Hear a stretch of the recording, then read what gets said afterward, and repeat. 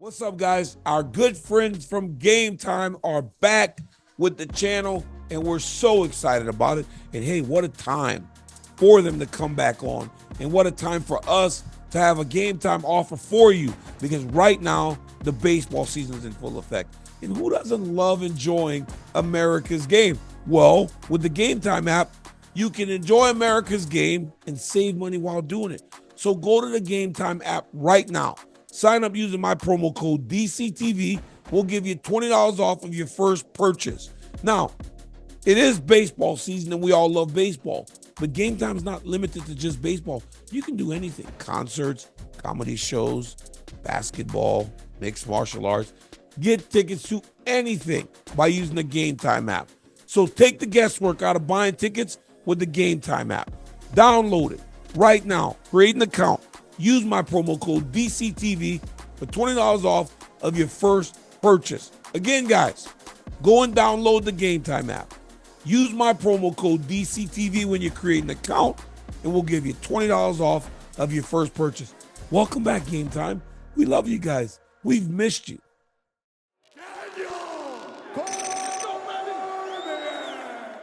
All right, guys, back on my channel. As always, guys, I thank you for the support. And last week, Ben and I did an episode. Once again, you guys rated it so well. We appreciate and love everything that you do every single time. And I just want to make sure that we're getting more content out every single week. And right now, I was struck by something that made me think immediately we need to discuss it, guys. We have to discuss it. So, what's been happening in the heavyweight division has been frustrating for some, mainly the interim UFC heavyweight champion, Tom Aspinall, who I will see and talk to in a couple weeks in Manchester. But it finally feels like right now we have some direction, right? Jon Jones said that he's going to fight in November. It's been made clear for a long time that he's only fighting Stipe Miocic. Tom is going to fight Curtis Blaydes in a couple weeks in Manchester. So we have some direction. We also got Jon Jones saying that the options out there are great. So retirement may have to be pushed back a little bit.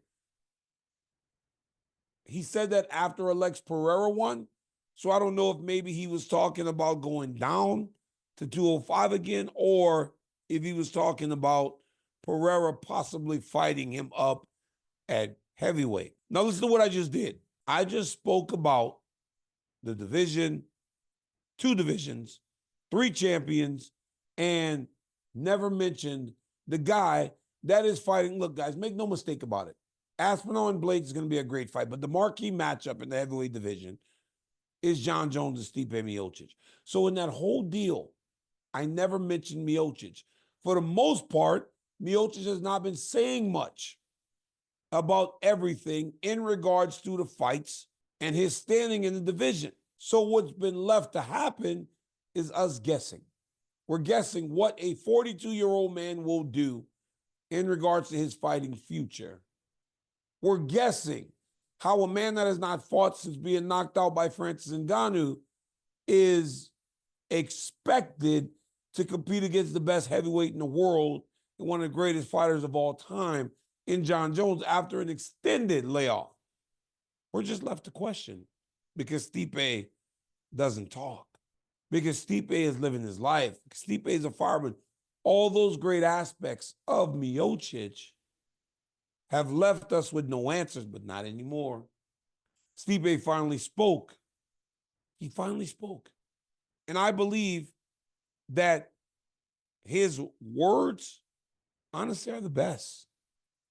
They're the best. Because what he's saying makes the absolute sense. It makes absolute sense. He is not forcing anyone to do anything. He is standing on his beliefs. And it felt like in the statement, if what he wanted was not granted, he's okay with walking away from the fight game. What is really happening is the juice is still worth the squeeze, right? the UFC still feels like there's enough left in that matchup that they want to make it. Because after reading what Stipe said, he's not forcing this decision on anyone. He's just standing by what he wants and what he believes he deserves. Okay, so this is what Miocic said. First, he spoke about Tom Aspinall and the state of the division, where he stands and what he thinks should happen, saying, I feel the same way as Tom does, but I'm not taking anything away from him. The UFC can do whatever they want. It is what it is. There's only one guy I want to fight. It's Jon Jones. But at the same time, the UFC can pick who they want. So Stipe is essentially saying that there were times where he was ready to go. The UFC just didn't give him the fights. Stipe then goes on to say, I'm not holding up the division like everyone believes. I don't care. Do what you want and stop crying. Now, I'm not saying that Tom's crying. I'm just saying, like the fans and all that. So what Stipe said is, hey, I want to fight Jon Jones. I'm going to fight Jon Jones. If I'm not going to fight Jon Jones, do what you do. I don't care. I love that. I love that for two reasons. One, he's letting everyone know he's going to stand on his business. This is what I want to do. This is what I feel is owed to me. So this is what I am intending to get. I don't care how long it's took. I believe that I should be fighting for the heavyweight championship of the world against Jon Jones. One. Two, just go on. I don't care. I don't care. I've got my money because Stipe's rich as hell. I've got my family. Stipe's happily married with his children and living a great life in Ohio. I've got my job as a fireman, something my passion is. I love to do. Stipe's got it all. So he's essentially saying, if you guys don't want me in this position, okay. Okay, I'm good with it. I'll go about my business. But the UFC still feels there's enough juice to be taken out of there, to be squeezed out. It's still worth it. The juice is still worth the squeeze. Otherwise, they would have moved on. If there was nothing to that fight, if there was no interest, if they didn't think that people would watch or care to watch Jon Jones and Stipe Miocic, they would not be as persistent in booking it. It's that simple. I know this because I've worked with the company. I have been involved in fights that the company wants to make. I know the way that it works. If they did not feel that there was value in this fight, they would move on. They would move on. They're not moving on because there is value in this fight. I love Miocic taking the I don't care attitude. I've learned that the more you don't care, the more people are drawn to you. I see it all the time. But I believe with this man, he really is in that place because he's done so much. Love that. But I also love that he just said something.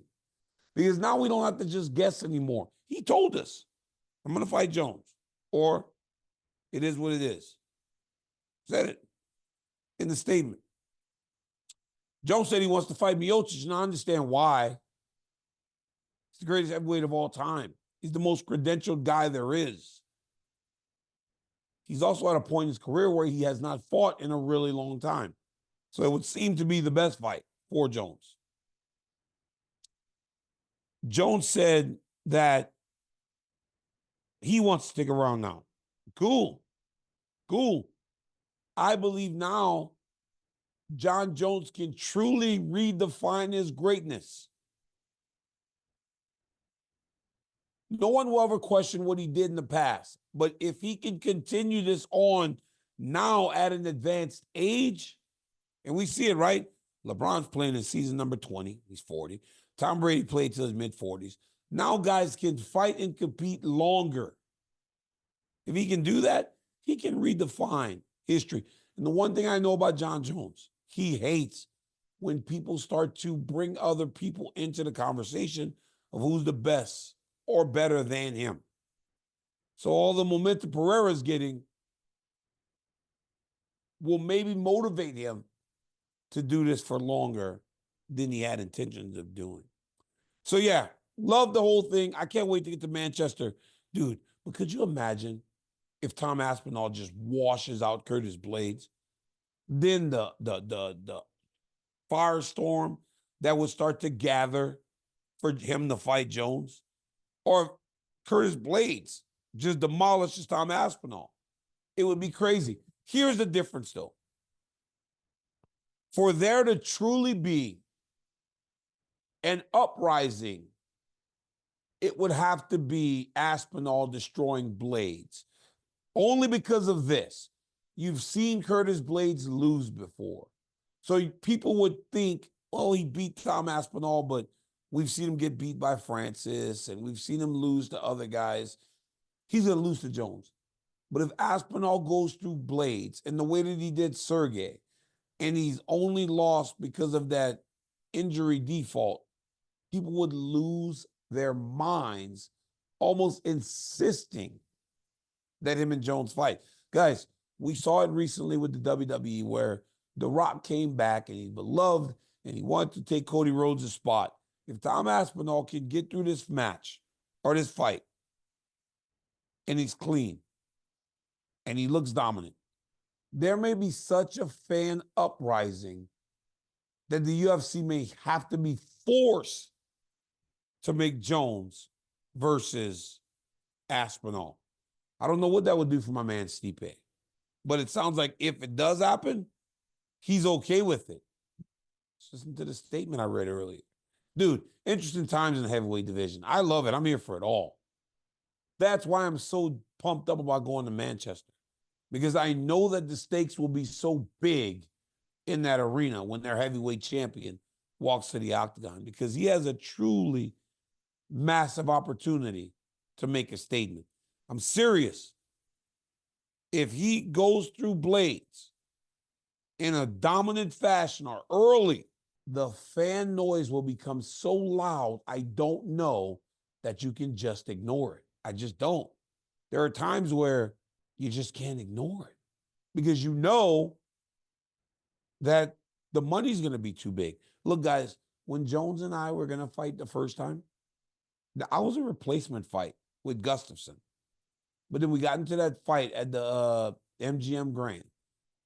And it was the biggest sports story in the world for days. That even when we were both back healthy, Gustafsson and I, they chose me because it just mattered that much at that point. If Aspinall can do what he did in November, they may not have a choice but to make that fight. Interesting times. Interesting times. I was going to talk about Nate Diaz and Jorge Masvidal, but, well, let me just say one thing. I never expected Nate to win. With the way that he got beat in mixed martial arts, he seemed like he was getting outclassed by Jorge Masvidal. This time, he won the fight. It showed me that Nate Diaz, when motivated, when he sets his mind to something, when he's ready to go, can compete with anybody. He won a boxing match against Jorge Masvidal. He fought better than he did when he fought Jake Paul. I don't know that he's gotten better. I know that he was more prepared. He was in much better shape, and people still showed up. That place was rocking in Anaheim. Rocking in Anaheim. And most of it was because of Nate Diaz. So Nate Diaz is a star, man. The dude just draws people in. And when you fight the way he did last weekend, it's more than just the personality. It's more than just the aura that surrounds him. It's because he can fight. And he showed that last weekend. So congratulations to Nate Diaz. Congratulations to Jorge Masvidal. I mean, they seem to have put on a really good event down at the Honda Center in Anaheim, California. Guys, thank you again for checking the video. Thanks for tapping into everything I do. I love each and every one of you. I appreciate you. Until next time, like, subscribe. Tell your friends to log on to DC's YouTube channel because I'm giving you videos like this and dropping constant content. Until next time, peace.